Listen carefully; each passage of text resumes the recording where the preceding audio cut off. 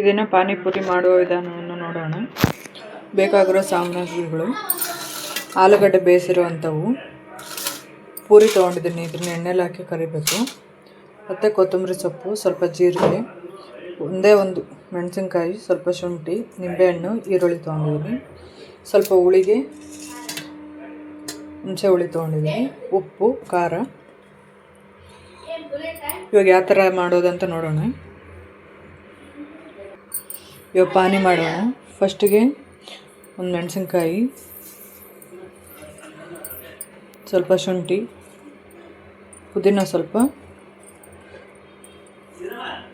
ಕೊತ್ತಂಬರಿ ಸ್ವಲ್ಪ, ಇದಿಷ್ಟನ್ನು ಚೆನ್ನಾಗಿ ಮಿಕ್ಸಿಗೆ ಹಾಕೋಣ.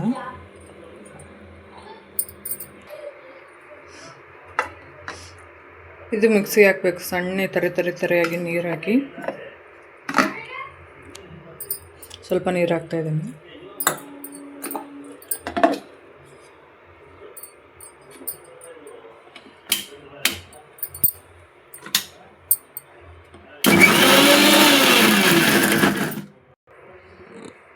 ಈ ಥರ ರುಬ್ಕೊಂಡಿದ್ದೀನಿ.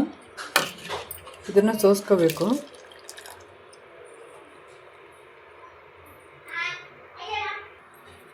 ಈ ಥರ ಎಲ್ಲ ಕ್ಲೀನಾಗಿ ಸೋಸ್ಕೊಂಡ್ಮೇಲೆ ಪಾನಿ ನಿಮ್ಗೆ ಎಷ್ಟು ನೀರು ಬೇಕೋ ಅಷ್ಟು ನೀರು ಹಾಕ್ರಿ.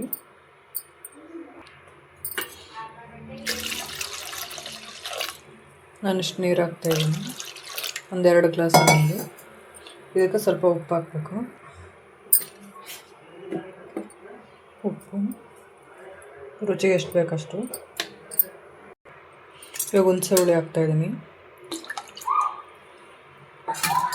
ಇದು ಸ್ವಲ್ಪ ಮಿಕ್ಸ್ ಮಾಡಬೇಕು. ಇದಕ್ಕೆ ಸ್ವಲ್ಪ ಅಜ್ವಾನ, ಉಪ್ಪನ್ನ ಹಾಕಿ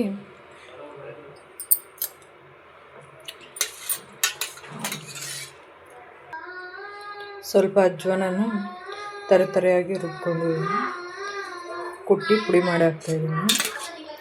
ಇಷ್ಟಾದರೆ ಸಾಕು. ಇದು ಪಾನಿ ರೆಡಿಯಾಗಿದೆ. ಇವಾಗ ಮಸಾಲೆ ಮಾಡೋ ರೀತಿ ನೋಡೋಣ. ಪಾನಿಕ್ಕಿಂತ ಮುಂಚೆ ಪೂರಿ ಕರ್ಕೊಂಬಿಡೋಣ. ಎಣ್ಣೆ ಕಾಯಕ್ಕಿಟ್ಟಿದ್ದೀನಿ, ಇದು ಕಾದಿದೆ. ಇವಾಗ ಪೂರಿ ಹಾಕ್ತಾಯಿದ್ದೀನಿ. ನೋಡ್ರಿ, ರೆಡಿಮೇಡ್ ಸಿಗುತ್ತೆ ಅಂಗಡಿಗಳಲ್ಲಿ.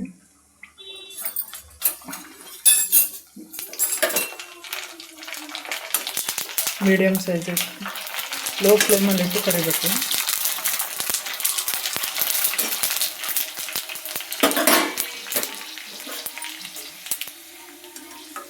ಈ ಥರ ಚೆನ್ನಾಗಿ ಉಟ್ಕೊಳ್ಳುತ್ತೆ.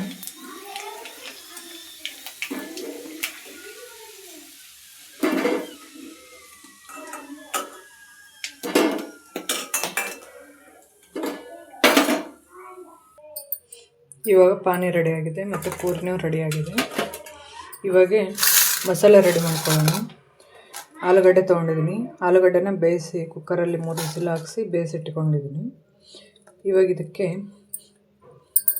ಈರುಳ್ಳಿ, ಮಸಾಲೆಗೆ ಸ್ವಲ್ಪ ಖಾರ ಹಾಕ್ತಾಯಿದ್ದೀನಿ. ನಿಮಗೆ ಖಾರ ಎಷ್ಟು ಬೇಕಷ್ಟು ಹಾಕ್ರಿ. ಹಾಗೆ ಸ್ವಲ್ಪ ಉಪ್ಪು ರುಚಿ ತಕ್ಕಷ್ಟು. ಪಾನಿಗೆ ಹಾಕಿರ್ತೀವಿ, ಸ್ವಲ್ಪನೇ ಹಾಕ್ಕೊಳ್ಳಿ ಇದಕ್ಕೆ. ಇವಾಗ ಈರುಳ್ಳಿ ಹಾಕ್ತಾಯಿದ್ದೀನಿ. ಇದರಲ್ಲಿ ಮಸಾಲೆಯಲ್ಲೇ ಹಾಕ್ತಾಯಿದ್ದೀನಿ. ಸ್ವಲ್ಪ ಮೆಣಸಿನ ಪುಡಿ, ಸ್ವಲ್ಪ ಗರಂ ಮಸಾಲ, ಸ್ವಲ್ಪನೇ, ಜಾಸ್ತಿನ ಹಾಕ್ಬಿಡ್ರಿ, ಮಸಾಲೆ ಹಾಕ್ಬಿಡುತ್ತೆ. ಇದಕ್ಕೆ ಕೊತ್ತಂಬರಿ ಸ್ವಲ್ಪ. ಇದನ್ನು ಚೆನ್ನಾಗಿ ಮಿಕ್ಸ್ ಮಾಡಬೇಕು. ಸ್ಟಫಿಂಗು ಪಾನಿ ಒಳಗಡೆ.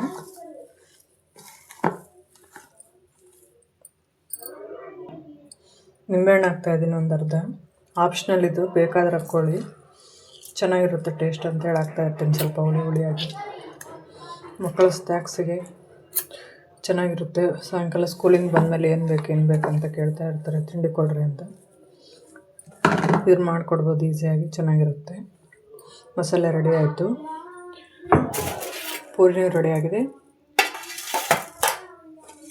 ಪಾನಿನೂ ಜೊತೆಗೆ ರೆಡಿಯಾಗಿದೆ. ಇದಕ್ಕೆ ಸ್ವಲ್ಪ ಈರುಳ್ಳಿ ಹಾಕ್ತಾಯಿದ್ದೀನಿ ನಾನು, ಚೆನ್ನಾಗಿರುತ್ತೆ ಅಂತ.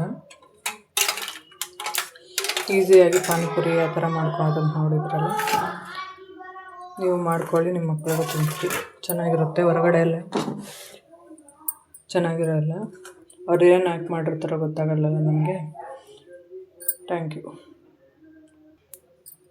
ಪಾನಿಪುರಿ ರೆಡಿಯಾಗಿದೆ, ತಿನ್ಕೊಳ್ಳಿ ಮಾಡಿಕೊಂಡು.